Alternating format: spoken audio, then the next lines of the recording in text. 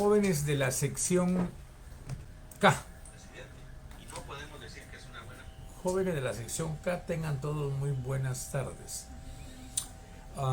El día de hoy platicaré acerca de dónde ubicamos al derecho procesal constitucional. Esta es una corriente que ha expresado que el derecho procesal constitucional o es procesal o pertenece al derecho constitucional, o si por el contrario nuestra disciplina asume una posición de mixtura. Evidentemente, la aparición de nuevas disciplinas ocasionó no solo problemas del nombre, como hemos visto, sino que también sobre su ubicación en el conjunto de las disciplinas jurídicas.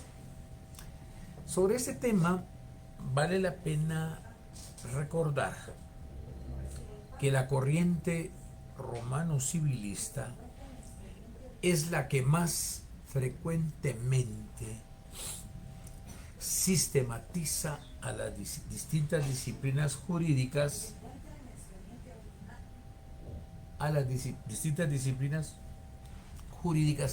en el ámbito del derecho público o en el ámbito del derecho privado, partiendo básicamente desde su ubicación.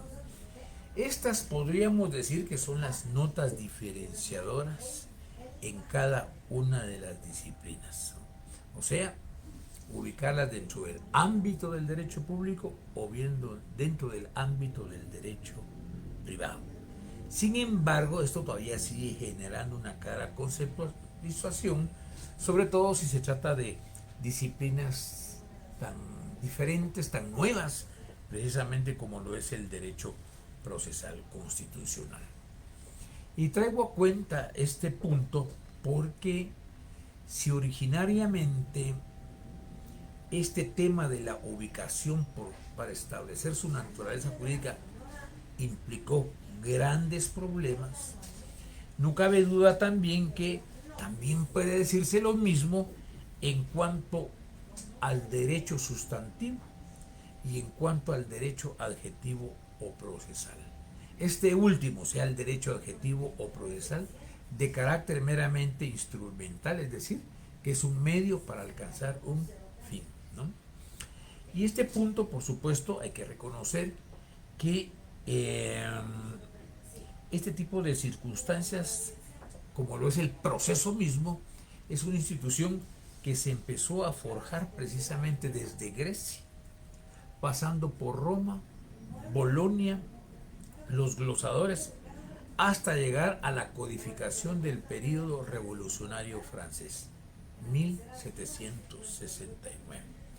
Y hay que reconocer que lo concreto y cierto es que la autonomía del proceso, ¿verdad?, y su grado científico han sido un tanto tardíos, ¿no?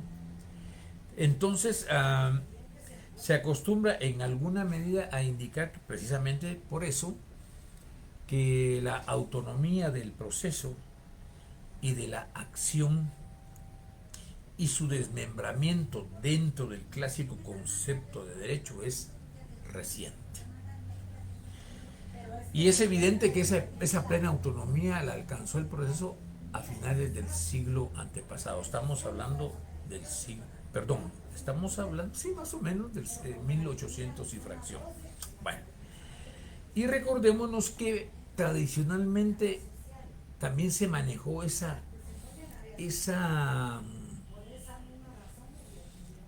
confusión al tratar de confundir derecho con garantía, ¿no? Derechos con garantías. Porque una cosa son los derechos y otra son las garantías. Pero antes de eso quiero también concretizar que los procesales, tanto de civil como penal, son recientes, ¿no? Entonces, en el vocabulario jurídico se confundían muchísimo derechos y garantías. Y esta confusión deviene básicamente de la declaración de la Declaración de los Derechos del Hombre y del Ciudadano de Francia en el año de 1789. En dicha declaración se confundían derechos y garantías tomados como conceptos que tenían la misma acepción. Se entendía como garantía el derecho mismo, lo cual evidentemente ha ocasionado situaciones de confusión posteriormente, y que esa confusión fue trasladada en la misma Europa y en América Latina. Solo podríamos decirse que modernamente se ha empezado ya a hacer esa separación entre derecho positivo y lo que son las garantías, ¿verdad? Y esto ha quedado establecido en los nuevos textos constitucionales. Pero esto es válido, como se ha dicho, en términos generales en el ámbito jurídico. En Estados Unidos, como ya expliqué yo la vez pasada, el problema procesal se ve únicamente a través de lo que se conoce como el judicial review, o sea, la revisión judicial, que es típicamente procesal. En tanto que en los manuales de derecho constitucional, sin que tal inclusión, ¿verdad?, haya sido discutida, ¿no? Bueno, esa confusión, como decíamos, de derecho y garantías es una discusión que nos ha llevado hasta las presentes fechas. Sin embargo, ya se ha empezado a hacer la distinción entre los mismos y efectivamente pues ya ha quedado claro. Inclusive en nuestra Constitución se confunde el concepto de derechos y garantías, ¿no? Bueno, ahora no digamos para tratar de ubicar al derecho procesal constitucional, ¿no? ¿Será que el derecho procesal constitucional está dentro del propio el derecho procesal constitucional está dentro del propio derecho constitucional? ¿O el derecho procesal constitucional es eminentemente procesal? ¿O el derecho procesal constitucional asume una posición de mixtura? Estas son las tres tesis que existen alrededor de este punto. Hay que reconocer que muchos autores de manera originaria empezaron a plantear que efectivamente el derecho procesal constitucional era una rama del derecho constitucional.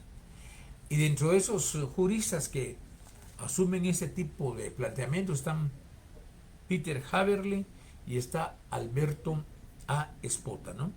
Ellos manejaron el concepto de que el derecho procesal constitucional es precisamente o es una rama del derecho constitucional. Este criterio que fue manejado por estos juristas ya no es mayoritario, no tiene mayor predicamento en el ámbito jurídico y ha sido criticado duramente. Quien todavía sigue reconociendo que el derecho procesal constitucional es una rama del derecho constitucional es en el derecho anglosajón, ¿no?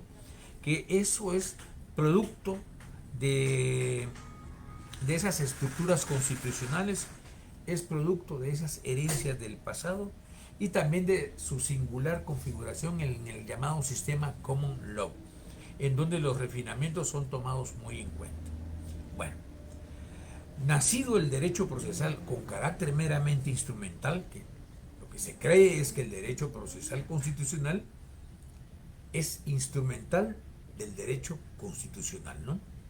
Bueno, entonces, como se ha expresado, esta corriente de pretender indicar que el derecho procesal constitucional es una rama del derecho constitucional es una corriente que no ha tenido mayor acogimiento, no ha tenido mayor seguimiento en el ámbito de los juristas de la época, ¿no? Entonces, repito y reitero, esta corriente no ha tenido mayor predicamento. Esta es la primera tesis, ¿no? Esta primera tesis de que el derecho procesal constitucional pertenece al derecho constitucional ha quedado superada.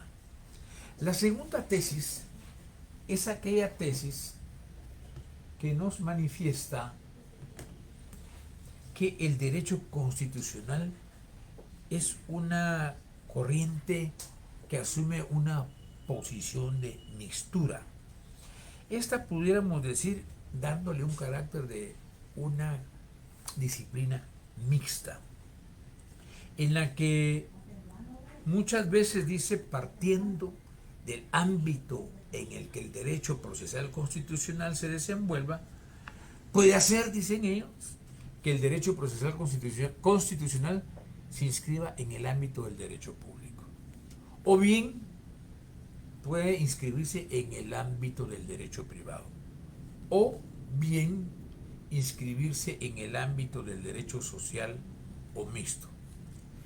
Esta concepción de mixtura ha sido una tesis que no ha sido muy desarrollada y que ha sido sostenida, por ejemplo, en Sudamérica por el profesor Néstor Pedro Ságuez, ¿no? Esa es la segunda corriente, que es una corriente que ya ha sido abandonada.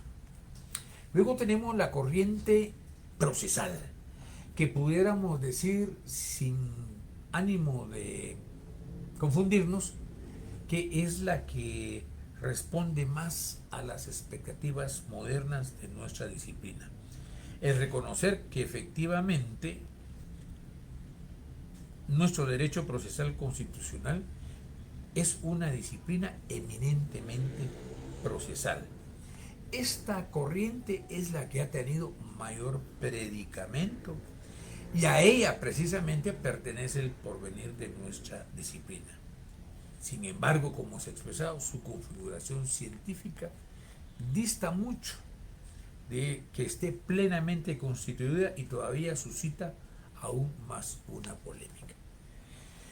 Finalmente, entonces, podríamos decir que la tesis más aceptada es la tesis procesal. Con esto, entonces, estaríamos abandonando las tres posturas acerca del derecho procesal constitucional. Si esta es procesal, si esta es constitucional o si bien es esta mixta. Con lo que hemos platicado, hemos señalado que la tesis de que el derecho procesal constitucional es una rama del derecho constitucional ha quedado superada.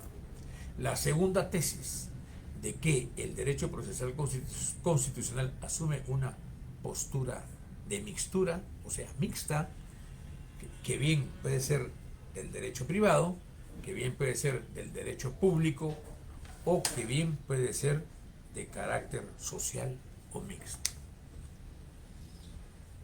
Esta tesis fue asumida originariamente por el autor argentino don Néstor Pedro Ságuez, la cual ya quedó debidamente superada. Y que entendemos que la corriente que ha tenido finalmente mayor predicamento es la tesis procesal. Es reconocer que nuestra materia, el derecho procesal constitucional, es eminentemente procesal. Habida cuenta de entender que todavía existe mucha discusión en relación a este punto. Nosotros particularmente nos adscribimos a la tesis de que nuestra disciplina es eminentemente procesal. Bueno, resulta entonces que nuestra disciplina entonces tiene esa denominación derecho procesal constitucional. Sin embargo, para otros efectos, el profesor Héctor Fix Zamudio nos habla de la otra posibilidad, no del derecho procesal constitucional, sino del derecho constitucional procesal. Y manifiesta el doctor Zamudio lo siguiente y nos da de manera a priori una definición de lo que es el derecho procesal constitucional. Y él nos dice que el derecho procesal constitucional es una disciplina procesal que precisamente estudia los mecanismos operativos e instrumentales para hacer efectiva toda la normativa e instituciones constitucionales. Y sigue explicando el profesor Zamudio que no se trata simplemente de un juego de palabras, ¿no? Sino que esto deviene, dice, de finales del siglo XVIII, cuando aparecen las primeras constituciones a la actualidad. La mayoría de estas constituciones han ampliado su radio de acción, pues se ha producido un fenómeno tan importante al que se le ha denominado la constitucionalización del orden jurídico. Y dice él que esta se trata precisamente de una operación intelectual mediante la cual se pretende dar mayor solidez y fijeza a cada ordenamiento jurídico. Y se procede a depurar normas básicas o principios de cada área del derecho. Resulta que el doctor Zamudio dice, no, este fenómeno de la constitucionalización del orden jurídico conlleva elevar a rango constitucional determinadas instituciones de orden procesal que fue necesaria elevarlas a rango constitucional, producto de que su violación ha sido constante. Y se considera que elevándola a rango constitucional, esto va a permitir en buena medida que exista un mayor respeto por la autoridad que va a tener precisamente dicha circunstancia. ¿Y cuál es el mejor ejemplo de ello? Estoy viendo la Constitución y vemos cómo un asunto eminentemente procesal que se conoce como el derecho de defensa, ¿no? El derecho de defensa debidamente regulado en nuestra Constitución Política de la República de Guatemala, en el que en el mismo derecho de defensa se encuentra subsumido también el principio o derecho del debido proceso. ¿Qué es lo que nos plantea el derecho de defensa? El derecho de defensa se resume en el aforismo jurídico que indica que nadie puede ser condenado si antes no ha sido citado, oído y vencido en juicio. Esto así se encuentra regulado en el artículo 12 de la Constitución Política de la República de Guatemala. Este es un principio que debería estar en el Código Procesal Penal, en el propio Código Procesal Civil y Mercantil. Sin embargo, fue elevado a categoría constitucional. Esto es a lo que el profesor Zamudio denomina el derecho constitucional procesal. Y el artículo 12 de la Constitución dice: la defensa de la persona y sus derechos son inviolables. Nadie puede ser condenado, dice, ni privado de sus derechos sin haber sido citado, oído y vencido en proceso legal ante juez o tribunal competente y preestablecido. Sigue diciendo la norma: ninguna persona puede ser juzgada por tribunales especiales o secretos ni por procedimientos que no estén preestablecidos legalmente. Vean lo que dice la norma. Fue necesario haber incluido en la Constitución de 1985 esta figura procesal que debería estar inmersa en el Código Procesal Penal, pero que fue elevada a rango constitucional. Esto para darle mayor autoridad, esto para darle mayor firmeza a esta figura tan importante como es el derecho de defensa. Bueno, así lo vemos que está establecido en nuestra Constitución. Darle mayor firmeza, darle mayor trascendencia a este tipo de institutos. Y asimismo en la Constitución aparece otra serie de aspectos de orden procesal o referentes que están establecidos en la Constitución. Y, por ejemplo, tenemos la figura del juez natural, ¿no? Toda persona tiene derecho a ser juzgada por un juez natural. ¿Qué significa esto? Significa que toda persona únicamente puede ser juzgada por un juez que esté preestablecido en la ley. Recordémonos que una parte de la historia de Guatemala, me refiero al periodo después del año de 1982, cuando funge como presidente de Guatemala de facto el general Efraín Ríos Montt.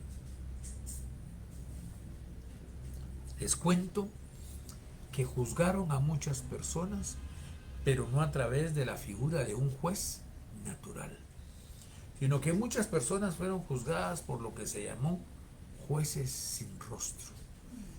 En la época, si vemos y nos vamos a los anales de la historia, aparecían jueces sin rostro, se tapaban la fisonomía para que no fueran conocidos.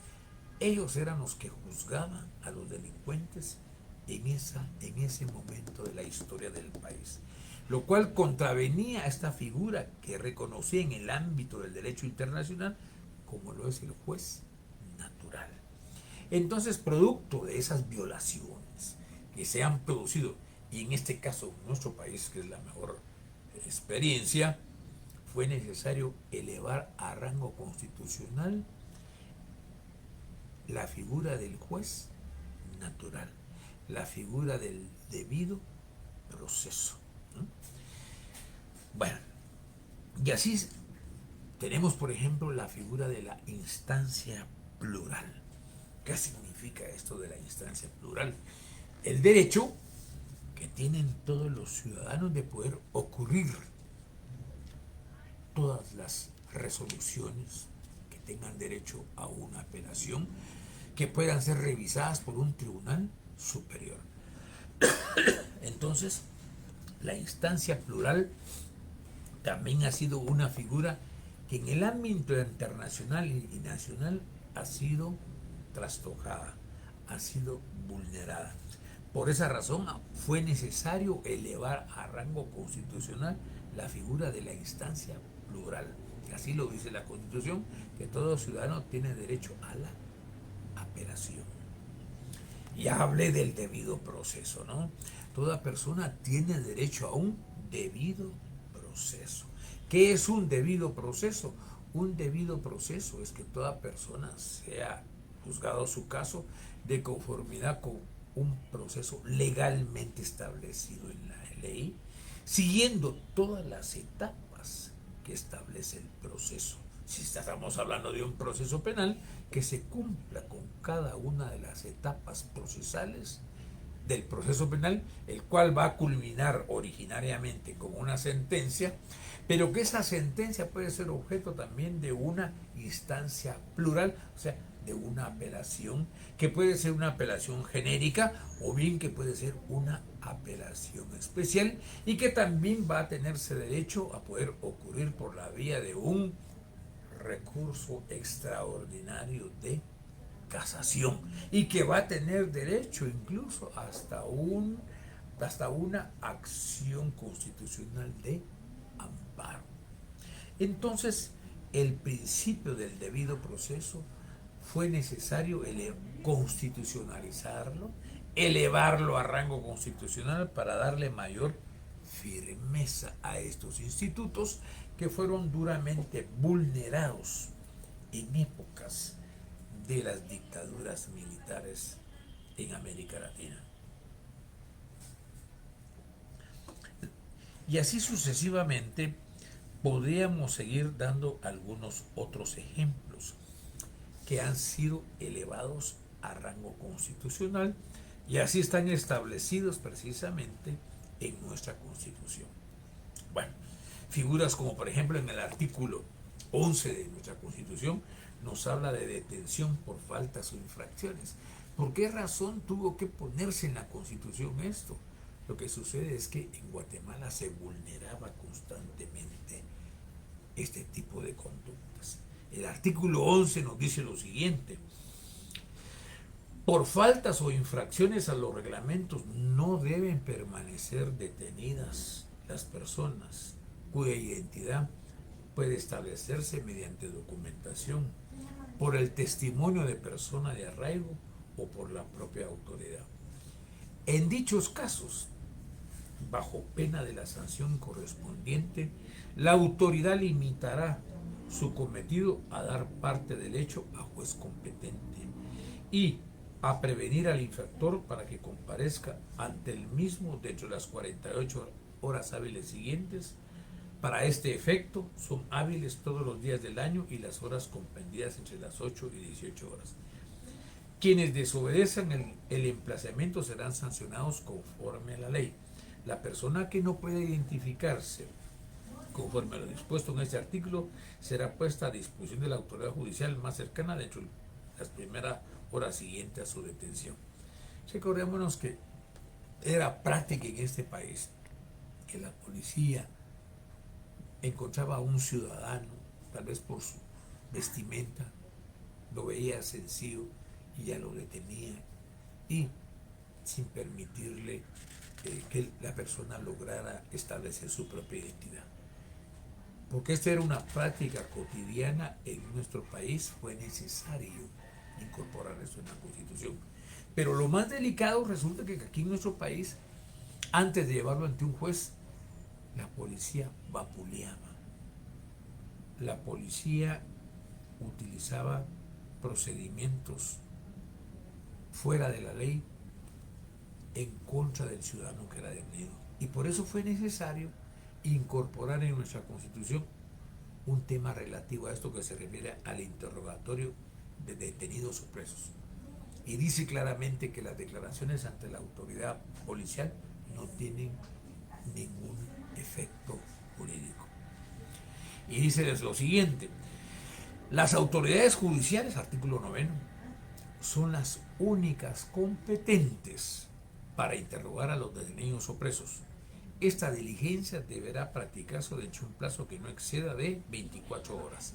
Vemos cómo nuestra Constitución nos está indicando que toda persona que es detenida tiene que ser tomada su primera declaración en el plazo de 24 horas. Este artículo 24 está asociado con el artículo 6, que se refiere a la detención legal. Recuérdense que antes en el país se detenía ilegalmente a las personas. Y el artículo 6 dice: ninguna persona puede ser detenida o presa sino por causa de delito o falta y en virtud de orden librada con apego a la ley por autoridad judicial competente. Se exceptúan los casos de flagrante delito o falta. Los detenidos deberán ser puestos a disposición de la autoridad judicial competente en un plazo que no exceda de 6 horas y no podrán quedar sujetos a ninguna otra autoridad. Sigue diciendo la norma: el funcionario o agente de autoridad que infrinja lo dispuesto en este artículo será sancionado conforme a la ley y los tribunales de oficio iniciarán el proceso correspondiente. Resulta que antes la policía detenía a una persona, lo interrogaba, pasaban más de 6 horas y no lo ponía a disposición de la ley. Muchas veces lo torturaban, algunas veces hasta lo desaparecían. Pero vemos entonces que estas figuras que debían estar en el Código Procesal Penal fue necesaria elevarlas a rango constitucional porque la autoridad no cumplía con ello. Entonces la Constitución nos está diciendo que cada vez que una persona es detenida debe de ser puesta a disposición de la autoridad judicial en un plazo no mayor de 6 horas. Al estar en la autoridad judicial, dice la norma anterior que leí, que es el artículo 9, que señala que toda persona detenida debe ser tomada su declaración en un plazo que no exceda de 24 horas. Y también otra figura que fue necesaria elevarla a rango constitucional fue precisamente lo que dice el artículo 10, que se refiere al centro de detención legal. Resulta que antes detenían a las personas y las llevaban a cárceles ocultas, donde precisamente eran sujetos de violaciones a sus derechos. Eran objeto de tortura y en algunas otras hasta perdía la vida en las personas y los desaparecían. Entonces, la Constitución tuvo que elevar a rango constitucional esta figura y dice: centro de detención legal. Las personas aprehendidas por la autoridad no podrán ser conducidas al... Repito, las personas aprehendidas por la autoridad no podrán ser conducidas a lugares de detención, arresto o prisión diferentes a los que están legal y públicamente destinados al efecto. Los centros de detención, arresto o prisión provisional serán distintos a aquellos en que han de cumplirse las condenas. La autoridad y sus agentes que violen lo dispuesto en el presente artículo serán personalmente responsables. Vemos también cómo fue necesario constitucionalizar este asunto, porque nuestro país era objeto de constante violación. Nos llevaban a cárceles secretas. Bueno, y así puedo seguir dando otros ejemplos. Y bien se ha dicho que precisamente es de la propia Constitución donde emana toda la fuente de soporte para todo el ordenamiento jurídico. Y ahí que veamos en nuestra Constitución que hay normas relacionadas con el derecho tributario, que veamos que hay normas relacionadas con el derecho penal, que hay normas relacionadas con el derecho administrativo, que hay normas relacionadas con el derecho laboral, con el derecho tributario, etcétera. ¿Por qué lo hace? Porque fue necesario elevarlo a rango constitucional, y no se nos debe de olvidar que precisamente el derecho procesal constitucional tiene una relación casi con todas las disciplinas jurídicas. ¿Qué se logra con elevar a rango constitucional ciertas figuras que son del derecho ordinario al rango constitucional? O que bien sin ser del derecho ordinario fue necesaria elevarlas a ese nivel. Con ello, en primer lugar, se logra un aislamiento de corte académico para entender adecuadamente cuál es nuestra disciplina y cómo ella encuentra acomodo, o mejor aún, sustento en el derecho constitucional. En segundo lugar, lo que se logra con ello es enriquecer que las disciplinas jurídicas y prácticamente se desdoblan, puesto que por cada una de ellas, ¿verdad?, existe también una contraparte constitucional, que ya lo he expresado. Bueno, con ello prácticamente estaríamos agotando el tema de la ubicación del derecho procesal constitucional. Ya dijimos que puede ser que puede ser procesal, que puede ser constitucional, o en su efecto puede ser mixto. Y hemos explicado también la otra posibilidad que el profesor Zamudio examina, y que es lo que él denomina el derecho constitucional procesal.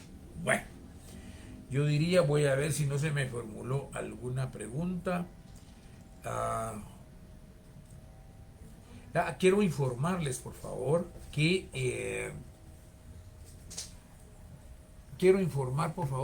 ya tengo todos los libros en la oficina. Tengo apuntes de derecho procesal constitucional, tengo ya inconstitucional leyes a casos concretos en Guatemala, y ya tengo también el prontuario de Derecho Procesal Constitucional conjuntamente con incidencias procesales en materia de amparo. Quienes ya quieran adquirirlo, por favor, ya se encuentran en mi oficina. ¿Cuál es el valor de ello? Ya decíamos, Derecho Procesal Constitucional tiene un costo de 200 quetzales, el de inconstitucionalidad a casos concretos 150, y el prontuario y el de incidencias conjuntamente en un solo pago tiene 150. Así que les deseo feliz tarde, quiero agradecer su valiosa atención y estaríamos platicando el día lunes. Así que muchas gracias y les deseo lo mejor.